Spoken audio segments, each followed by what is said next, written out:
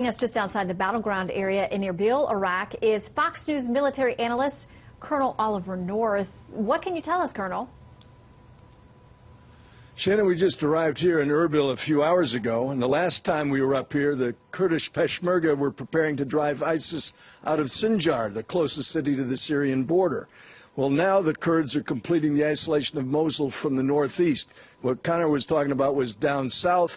The Kurds are up north, and it's pretty clear that the fight for Mosul, which began almost a month ago, is going to go on for, I'll say it, many more months to come. And with it, of course, all the attendant horror for the civilians trapped in the western part of the city by ISIS. Now, the Peshmerga have been victorious in every engagement with ISIS since 2014. The Kurds are adamant that they're not going to be attacking and occupying Arab lands. But there's still plenty of terrain around Mosul that has to be secured by the Peshmerga in the next few days, and that's where we're headed out tomorrow.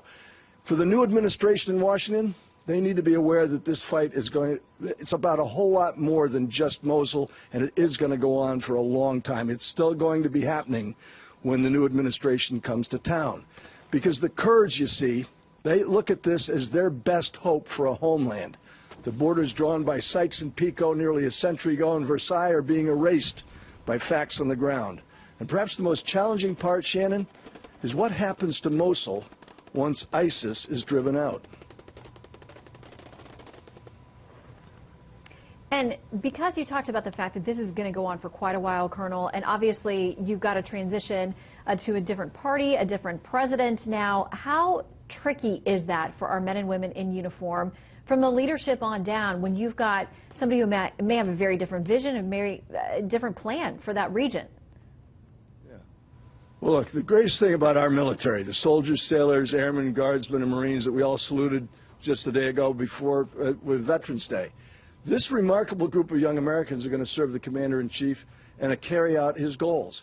My sense is that there's an expectation on the part of our allies out here, and I'm speaking specifically to the Kurds.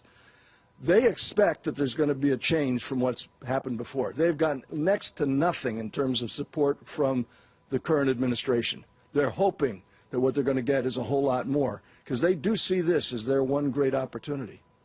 And how critical is that? I mean, we know of some specific instances, I'm sure you know of many more, where they actually asked for specific help, specific armaments. They wanted to make purchases of their own, and those were blocked either by the State Department or Defense Department. They didn't get what they were asking for. Are they now hopeful that may change? Well, obviously it has to, because what we've been doing is delivering what little aid that the Peshmerga and the Kurds got through Baghdad, and Baghdad was not sending it on up to Erbil. What has to happen, in my humble opinion, I've been out here so many times, is they've got to start directly supporting the Kurds, and that has to begin right here in Erbil. Colonel North, we thank you so much for taking time out. We look forward to your continued reports there as you're basically on the front lines, letting the rest of us know how this is going. Thank you, sir. My pleasure.